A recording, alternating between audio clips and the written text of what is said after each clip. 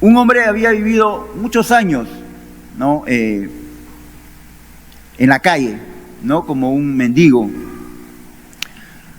Él había perdido a su familia, a sus amigos, ¿no? Había perdido contacto con la sociedad y había perdido toda esperanza. La gente dice que evitaba cruzarse con él porque este hombre era muy agresivo y su apariencia causaba temor, pero dice que un día, ¿no?, una organización se acerca a él, lo ayuda y lo rescata de las calles, le brinda atención médica y un lugar donde vivir y la oportunidad de comenzar de nuevo. Meses después, quien lo había conocido antes apenas podía reconocerlo. Y cuando le preguntaban qué había cambiado su vida, él respondía, no puedo callar lo que me ha sucedido, tengo que contarle lo que hicieron por mí.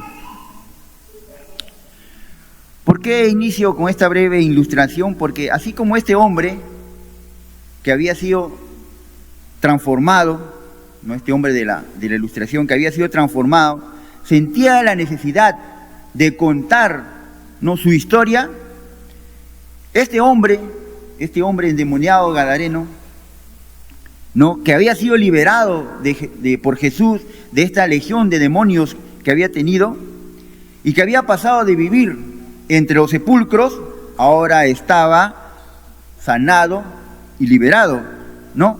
Entonces, él no podía quedarse callado y tenía que contar lo que el Señor había hecho por él. Y es por eso que ahora vamos a ver en este pasaje, ¿no?, cómo este hombre endemoniado, de estar endemoniado, ahora pasa a ser un misionero. Cómo este hombre, ya un ex endemoniado, ahora pasa a ser un misionero. La semana pasada, ¿no?, cubrimos la parte, nuestra hermana Rosario y nuestro hermano Steven, la parte cuando el Señor Jesús saca fuera los demonios de este hombre que vivía en Gadara, y cómo estos demonios, ¿no?, al salir entran en la manada de los cerdos, ¿no?, y que era cuidado por algunos hombres. Y estos cerdos, dice que al entrar los demonios en ellos, estos cerdos se precipitaron, ¿no?, hacia el acantilado y cayeron, ¿no? Y al caer, dice que caen sobre las rocas, y no solo eso, sino que se ahogan, dice, ¿no? Así dice la palabra. Entonces dice que todo esto causa una gran conmoción, principalmente pues entre los hombres que estaban encargados de cuidar estos 2000 cerdos, ¿no?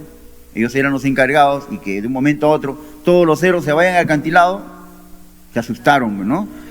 Se asustaron, ¿no? Por eso dice el versículo 14, y los que apacentaban los cerdos, o sea, los que cuidaban los cerdos, huyeron y dieron aviso en la ciudad y en los campos, y salieron a ver qué era aquello que había sucedido.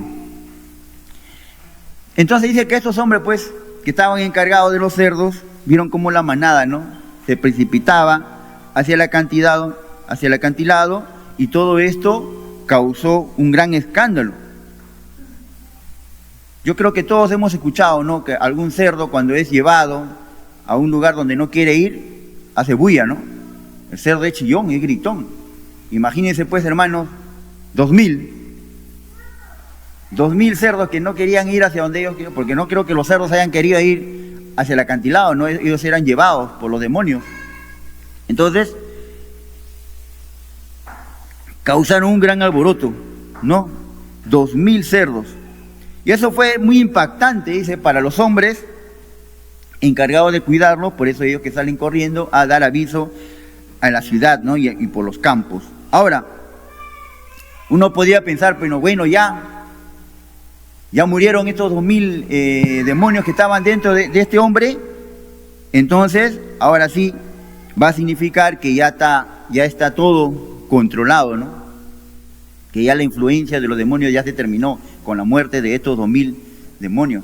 Pero vamos a ver que no es así, ¿no? No es que los demonios hayan renunciado ya a tomar el control de este lugar, ¿no? Por eso, en el versículo 15, donde se comienza a relatar, ¿no?, lo que ocurre con los vecinos de Gadara, dice que ellos llegaron a donde estaba Jesús, ¿no?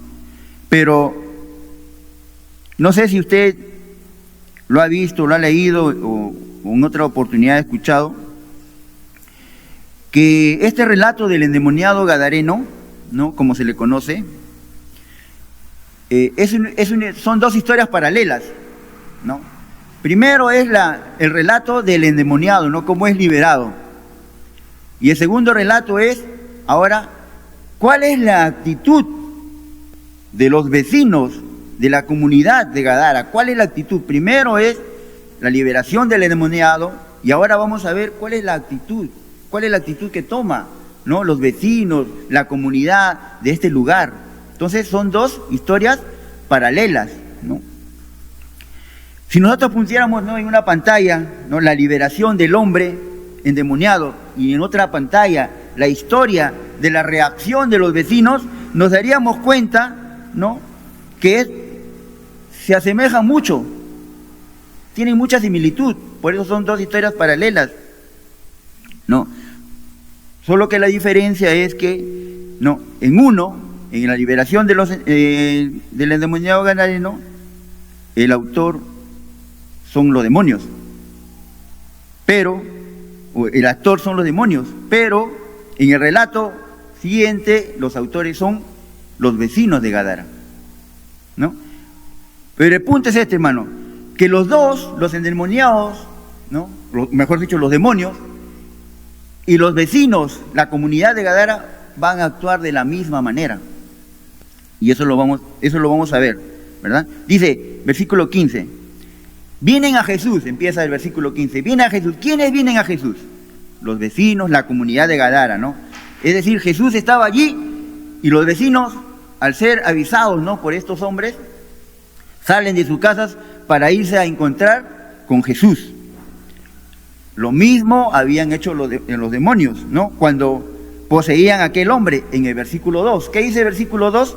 Dice, y cuando salió él, ¿quién es él? Jesús, ¿no? Cuando salió él de la barca, enseguida vino a su encuentro de los sepulcros un hombre con un espíritu inmundo. El hombre no es el que es, los demonios, ¿no?, llevan a este hombre, ¿no? Entonces vemos, y tenemos el caso que los demonios que salen, ¿no?, de sus casas. ¿Dónde vivían los demonios? En los sepulcros, ¿no?, en las cuevas ahí, como lo dijo nuestra hermana, que eran donde enterraban a los muertos, y corren hacia Jesús. ¿Y qué están haciendo ahora los gadarenos? Bueno, recuerden, son dos historias paralelas, ¿no? Ahora, ¿qué están haciendo los gadarenos? Están saliendo de su pueblo, están saliendo de sus casas, ¿no?, y están viniendo para encontrarse con Jesús, como dice el versículo 15. Entonces vemos que la comunidad de Gadara está haciendo lo mismo que hicieron los demonios. Y versículo 15 continúa, ¿no? Vienen a Jesús y ven al que había sido atormentado del demonio y que había tenido a la legión sentado, vestido y en su juicio cabal. Y tuvieron miedo. Los gadarenos llegan ante Jesús y lo que experimentan es miedo. En vez de sentirse, ¿no?, contentos por lo que este hombre había sido liberado de los demonios, ¿no? Hermano, si usted tiene un familiar, un amigo que deja, pues, ¿no?, es liberado de los demonios, más lógico es que nos sintamos contentos, ¿no?, contentos por lo que el Señor ha hecho en la vida de tu familiar, de tu amigo, de tu pariente, quien haya sido, pero sin embargo dice que estos hombres tienen miedo, ¿no? Ahora, eso es lo mismo que dice en el versículo 7, ¿no? Recuerden, es una historia paralela. Dice el versículo 7, y clamando a gran voz, dijo, ¿qué tiene? ¿Quién está hablando acá? Los demonios, ¿no? ¿Qué tienes conmigo, Jesús, Hijo del Dios Altísimo? Te conjuro por Dios que no me atormentes. Es decir, los demonios también tenían temor.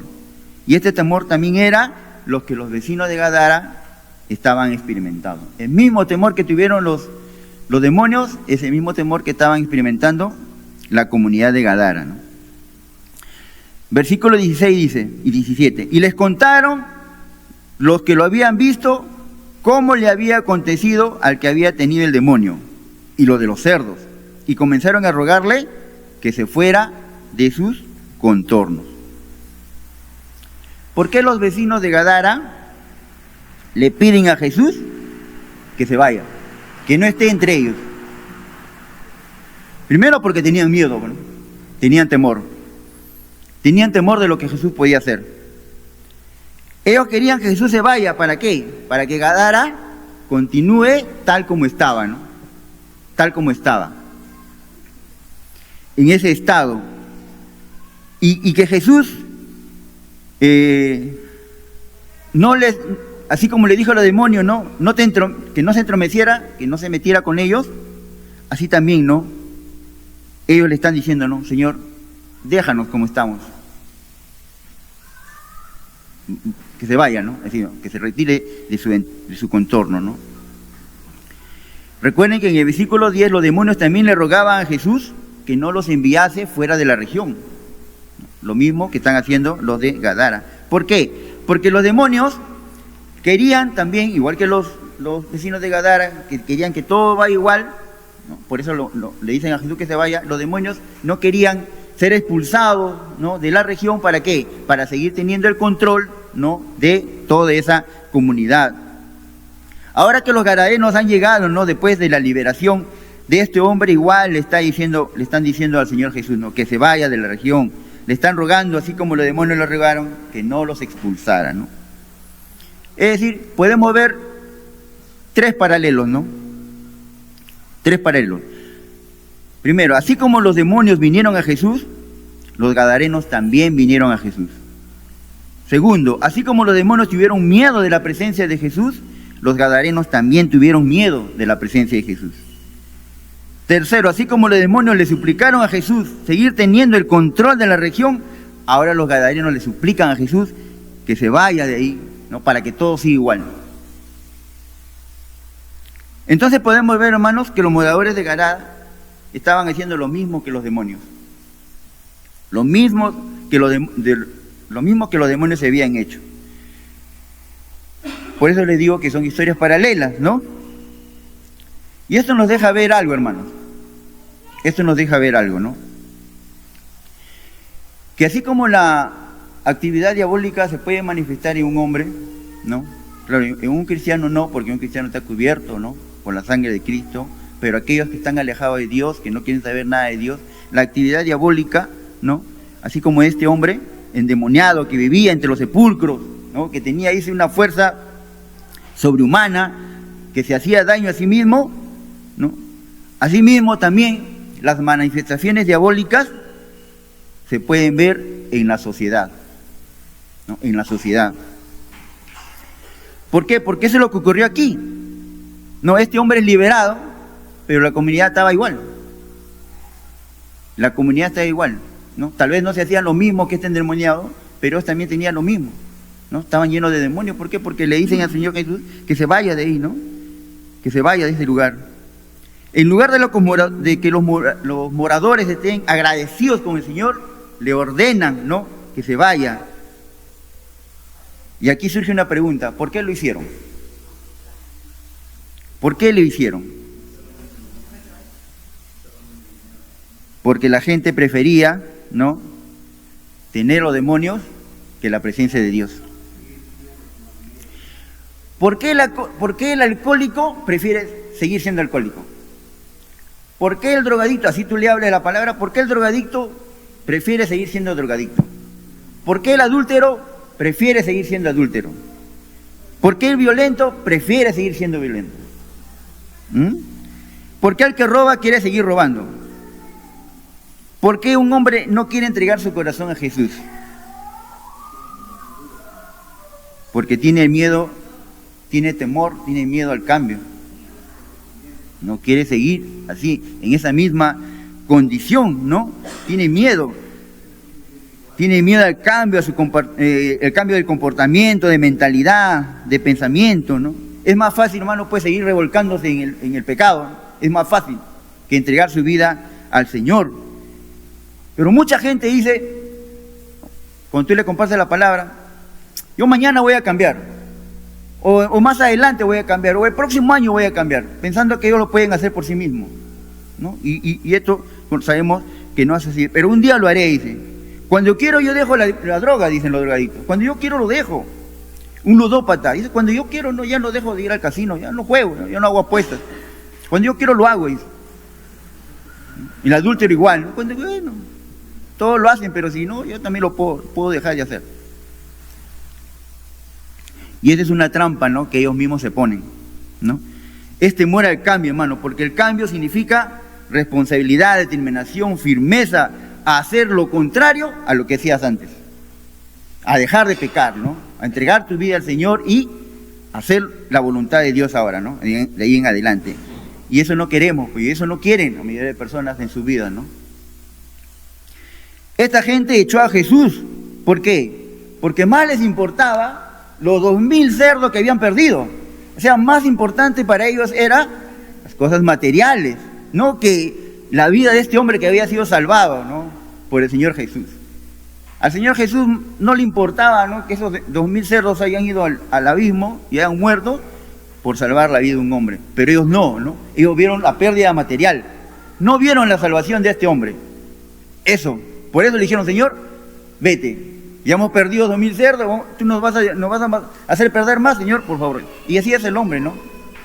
No quiere recibir a Jesús, ¿por qué? Porque no quiere dejar, tal vez si es alcohólico no quiere dejar de tomar, si es drogadito no quiere dejar de drogarse, ¿no? Si es bailarín no quiere dejar de ir a fiesta, pues tú le dices, ya tienes que entregar tu vida a Cristo. No, pero el sábado tengo una fiesta, no. Más adelante, por ahora no, más adelante. Y van posponiendo, ¿no?, su entrega de su vida al Señor. ¿Por qué? Porque no quieren dejar las cosas materiales, no quieren dejar las cosas de este mundo, ¿no? Por eso lo hacen, y así estaban estas personas. ¿Y qué hizo Jesús? Cuando estos hombres le dicen, por favor, Señor, ¿no? Bueno, dice, vete. ¿Qué hace el Señor Jesús? Se va. Bueno, ¿no quieren que esté aquí? Se va. Dice el 18, ¿no? Al entrar en la barca, ¿quién está entrando en la barca? El Señor Jesús, ¿no? El que había estado endemoniado le rogaba que le dejase estar con él. Mas Jesús no se lo permitió, sino que le dijo, vete a tu casa, a los tuyos, y cuéntales cuán grandes cosas el Señor ha hecho contigo y cómo ha tenido misericordia de ti. Acá tenemos un discípulo, ¿no? Este hombre quería seguir a nuestro Señor Jesús. ¿Cuántos días tenía de estudio en MIPA? Nada. ¿Cuánto había estudiado teología en alguna universidad cristiana? Nada. Pero ya quería ser discípulo del Señor, ¿no? Ya quería ir con Él, ¿verdad? Él no había tenido experiencia. ¿Cuál era la única experiencia que tenía? El haber sido liberado, ¿no? El haber sido liberado de los demonios. Esa era la única experiencia que él tenía. Y esa experiencia era poderosa. Por eso el Señor Jesús le dice, ¿no? Vete a tu casa, a los tuyos, y cuéntales cuán grandes cosas el Señor ha hecho contigo y cómo ha tenido misericordia de ti. Es decir, él podía tener familia, ¿no? De repente podía haber tenido mamá, papá, hermanos, primos, tal vez había tenido de repente hasta familia, pero todo lo había perdido porque estaba con la influencia de los demonios. Pero ahora el Señor le dice, no, vete a tu casa, ve a los tuyos, a esos que están cerca de ti, y cuéntale cuán grandes cosas el Señor ha hecho por ti, ¿no? Y ese es el desafío, pues, que ahora nosotros tenemos, hermanos, ¿no? De contarle a los demás cuán grandes cosas el Señor ha hecho por nosotros, ¿no? Cuánto el Señor ha cambiado tu vida. No sé si la vida de ustedes ha cambiado, hermanos, pero la mía sí ha cambiado, hermano. Cómo ha sanado nuestros corazones, cómo ha perdonado nuestros pecados, cómo ha restaurado la relación en tu hogar, cómo ha restaurado tu vida, ¿no? Cómo le ha dado sentido a tu vida. Eso, hermano, eso cuéntaselo a los tuyos, a tu familia, a tus amigos, a los que estén más cercanos a ti. Aquí el Señor no le dice, sabes, tú te vas a ir a otro lugar, ¿no? Como a veces tenemos y está bien, ¿no? Tener ese deseo tal vez de ir de misiones, ¿no? A Estados Unidos, a otro lugar, a Europa, o qué sé yo, ¿no? Donde el Señor realmente nos quiera llevar. Pero Y está bien, ¿no? Está bien que nosotros queramos tener ese deseo, como vienen, ¿no?, los hermanos de Puerto Rico, aquí de Misiones, ¿no? Y está bien tener ese deseo, pero lo más importante es, hermanos, poderle compartir la palabra a los más cercanos a nosotros, ¿no? A los más cercanos, porque eso es lo que le está diciendo aquí el Señor, ¿no? Porque Él quería ir con ellos, Él quería ir con Él y con los 12 discípulos, pero el Señor le dice, no, tú quédate aquí, cuéntale a tu familia el cambio que has recibido en tu vida, ¿no? Y el 20 le dice, ¿y qué hizo este hombre, ¿no?, ya liberado? Obedeció, ¿no? Dice, y se fue, y comenzó a publicar en Decápolis cuán grandes cosas había hecho Jesús con él. Y dice, y todos se maravillaban, ¿no? Un loco, un endemoniado que vivía en el cementerio, de repente ahora se había convertido, ¿no?, en el mensajero del Señor, en el embajador del Rey del Universo, en el discípulo que proclamaba lo que Dios era capaz de hacer en la vida de un hombre. Si cada uno de nosotros, hermanos, vamos y hacemos lo que este hombre hizo, y ahora para nosotros es más fácil, ¿no? Si tú quieres llegar a más lugares, grabas un video, lo mandas por Facebook, por Instagram, por TikTok, por todos esos medios que hay, redes sociales, y llega a más gente. Tu experiencia, ¿no?, tu vida, lo que el Señor está haciendo por ti. Hoy en día, hermanos, el Perú necesita escuchar palabras de esperanza. El Perú necesita escuchar que Dios ama al Perú y que en Perú hay una iglesia que ama al Señor. Miremos lo que estamos viviendo, ¿no?, el enfrentamiento de nuestro país entre dos bandos, ¿no?, uno que apoyan a una candidata, otros que apoyan a otra candidata, el Perú dividido, ¿no? Hay marchas en el centro de Lima, o va a haber marchas, va a haber enfrentamiento, posiblemente hasta, algunos dicen hasta puede haber hasta una guerra civil. ¿Cuánto más necesitamos, hermanos, de que nuestro país escuche la palabra de Dios, ¿no? Que escuche la palabra de Dios, una palabra de esperanza para ellos, que tengan esperanza en Dios, no es lo que le puede ofrecer uno u otro candidato, porque eso es lo que hacen, ¿no? Por eso se pelean, ¿no? No, él ha ofrecido esto, no, la otra ha ofrecido esto, y se pelean. Más fe le tienen a ellos que a Dios. ¿Ven? Por eso viene esta situación. Entonces necesitamos que Dios obre en la vida de nuestro país, obre en la vida de las personas, ¿no? Y para eso necesita una iglesia que le crea al Señor y que crea que puede obrar en la vida de las personas. Pero podemos ver aquí también que es un extraño modo de parte del Señor de dirigirse a un nuevo creyente, ¿no? Porque el hombre le dice, Señor, yo quiero ir contigo. Y seguro que el hombre ya estaba, como estaba decidido, ya había puesto también de repente un pie en la barca, ¿no?, para subir. Pero el Señor lo detiene y le dice, no puedes ir conmigo, vete a tu casa y a los tuyos. Y dice que él se fue, obedeció. Dice que comenzó a publicar en Decápolis. ¿Qué era Decápolis? Decápolis era unas 10 ciudades, ¿no? Por eso viene la palabra Decápolis. Eran 10 ciudades griegas, ¿no?, que estaban influenciados por la ideología griega, la filosofía griega, pero que había sido, tiempo atrás, parte del pueblo de Israel, ¿no? No sé si ustedes se acuerdan de cuando Josué va a hacer pasar el río Jordán, ¿no?, al pueblo de Israel para llegar a la tierra prometida. Hay 2 tribus y media que se quedan a este lado, ¿no? ¿Cuáles son? Rubén, Gad y la media tribu de Manasés, ¿no? Ahí se quedan. Y esa región era del pueblo de Israel, pero esto es, por quedarse ahí, son conquistados, ¿no?, por el pueblo de enemigos, y ahí comienza, ¿no?, a recibir influencia gentil. Tanto así que, de haber sido parte del pueblo de Israel, ahora ¿qué criaban ahí? Cerdos, algo que para ellos no era permitido en su tradición, ¿no? Entonces ahí podemos ver que ya estaban totalmente influenciados por, ¿no?, los pensamientos, ¿no?, y la ideología pagana, ¿no? Entonces, podemos ver, hermano, que Dios es capaz de hacer esto, ¿no?, de liberar a un endemoniado. Vemos aquí al primer misionero, ¿no?, al primer misionero. Tal vez no tenía la misma luz o el mismo entendimiento, ¿no?, del evangelio como lo tenía tiempo después Pedro, ¿no?, Pablo, porque bueno, el Señor todavía no había muerto, pero no había dado su vida, ¿no?, todavía estaba ahí entre nosotros, pero no tenía estudio de teología, ¿no? Pero el Señor lo manda, ¿no? A que él comparta lo que el Señor había hecho con él en su vida. Muchos hermanos ponemos excusa. ¿Cuál es la excusa? No, ¿yo qué voy a predicar? Yo no he estudiado, yo no sé. ¿Qué voy a enseñar? ¿Qué voy a hablar? Eso no es para mí. Pero aquí está este hombre. Aquí está este hombre, que recién había sido convertido. Él no tenía conocimiento, ¿sabes? Pero sí lo que tenía era la experiencia, ¿no? La experiencia que había tenido con el Señor Jesús, ¿no? Este hombre lo único que sabía de Jesús era que podía liberar a las personas de las huestes del infierno, ¿no? Lo único que sabía de Jesús era que Jesús no lo rechazó, como lo rechazaba tal vez toda la comunidad, ¿no?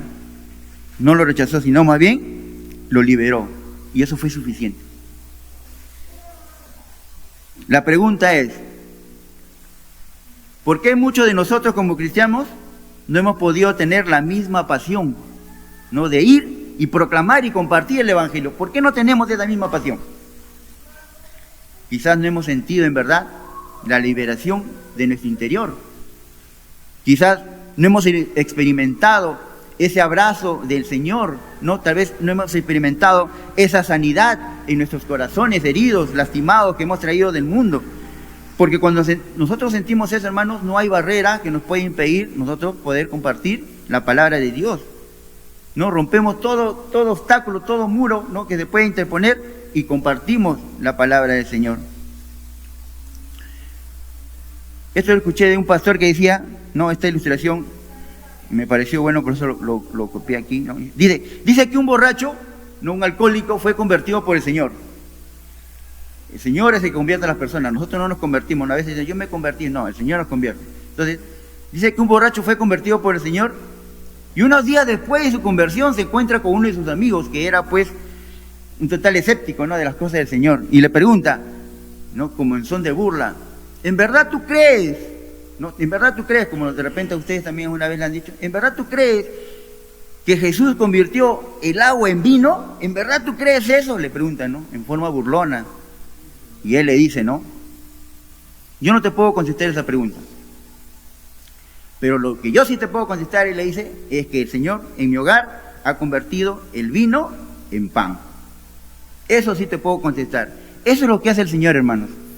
El Señor siempre va a hacer algo en tu vida, ¿no? Y a donde fuese este hombre que es endemoniado, ahora, ¿no? Es un misionero. Ya no es un endemoniado, ahora es un ex endemoniado y ahora es un misionero. Y salió y obedeció al Señor y salió, dice, no se quedó ahí en Gadara, salió a predicar a otros lugares, a dar a conocer lo que Jesús había hecho en su vida. Entonces, hermanos, es imperativo, es una orden de parte del Señor hoy en día que nosotros como cristianos hagamos lo mismo, ¿no? Que compartamos lo que el Señor ha hecho en nuestras vidas, ¿no? Cómo el Señor ha perdonado nuestros pecados, ha dejado atrás nuestro pasado, ¿no? Y el Señor nos usa a pesar de nuestros errores, ¿no? Las cosas que el Señor hace con nosotros. Eso compartamos y el resto lo dejamos al Espíritu Santo, ¿no? Porque nosotros no vamos a convertir a nadie, eso sí. ¿Nosotros tenemos la capacidad de convertir a alguien? Nadie. Es el Espíritu Santo, ¿no? El que va obrando en la persona. Nosotros le tenemos que compartir, ¿no? Lo que el Señor ha hecho. Y dice que la gente se maravillaba. Ese es el poder del testimonio, hermano. Muchos de nosotros debemos aprender a compartir nuestro testimonio con aquellos que no conocen al Señor, ¿no? Hermano, cada uno de nosotros aquí somos la evidencia de que Dios es capaz de cambiar a una persona, de que Dios es capaz de cambiar una vida, de que Dios es capaz de transformar y de restaurar un hogar. Yo creo que acá todos somos evidencia, ¿no? Yo lo digo por experiencia propia, ¿no? Que el Señor restauró mi vida, restauró mi hogar, ¿no? El milagro no lo van a ver en otros, pero tenemos que mostrar lo que Dios ha hecho en nosotros, ¿no? Lo que Dios ha hecho en nosotros. El Señor habrá hecho de una manera diferente, uno aquí un hermano, en otra hermana, cada uno en diferentes maneras habrá obrado el Señor, ¿no? Seguramente todos tenemos algo que contar, seguramente que todos tenemos algo que contar y dar como testimonio, ¿no? A unos habrá sanado físicamente, a otros habrá sanado en su corazón, heridas en su corazón, en su alma, a otros habrá quitado la culpa del pecado. Yo no sé, hermanos, qué habrá hecho en la vida de cada uno de ustedes, pero lo que sí debemos reconocer es que el Señor tiene ese poder, ¿no?, de cambiar las vidas.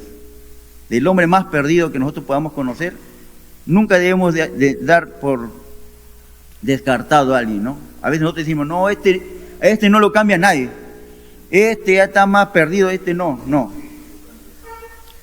Cristo, amén, Cristo tiene ese poder para cambiar y transformar la vida de las personas. Si nos ha cambiado a nosotros, si nos ha transformado nuestras vidas, ¿no?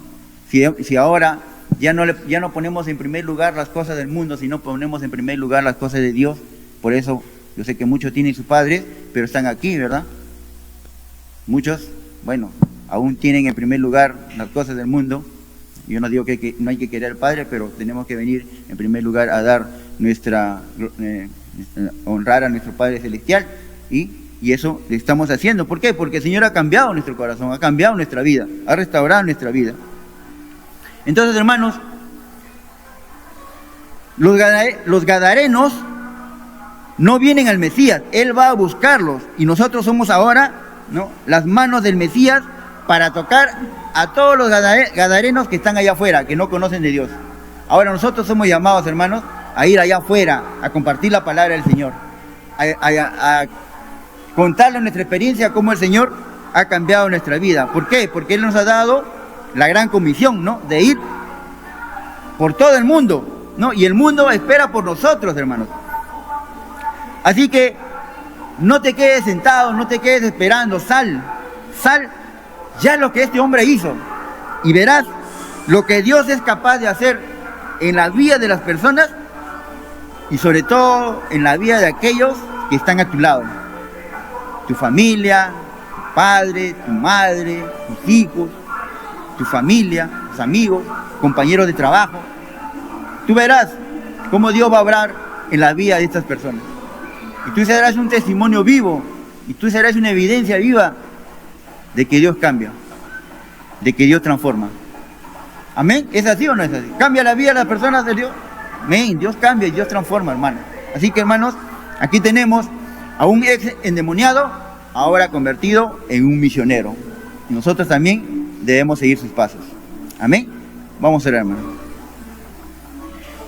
Padre nuestro que estás en el cielo, Señor, te damos gracias, Padre, por tu palabra, Señor. Padre, ayúdanos, Señor, a tener esa misma pasión, Señor, de este hombre que fue liberado, que fue transformado con el poder de nuestro Señor. Ayúdanos, Señor, a ser apasionados, Señor, a ir a buscar allá afuera, Señor, a esas almas perdidas, Señor, a esas almas que aún no te conocen, bendito Dios. Tú no quieres que el hombre se pierda, sino que todo hombre, dice, proceda al arrepentimiento.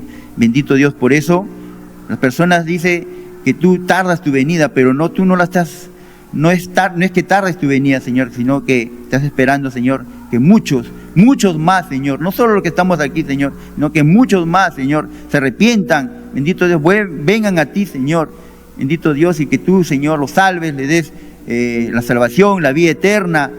Padre, ayúdanos, Señor, a que nosotros podamos compartir nuestra vida, Señor, nuestro testimonio.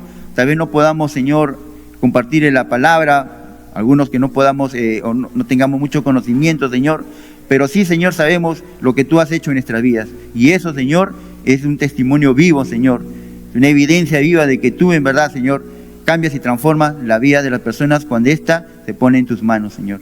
Padre, ayúdanos, Señor. Te doy gracias, Señor, esta mañana, en el precioso nombre de tu Hijo Jesús. Amén y amén. Dios los bendiga, hermanos.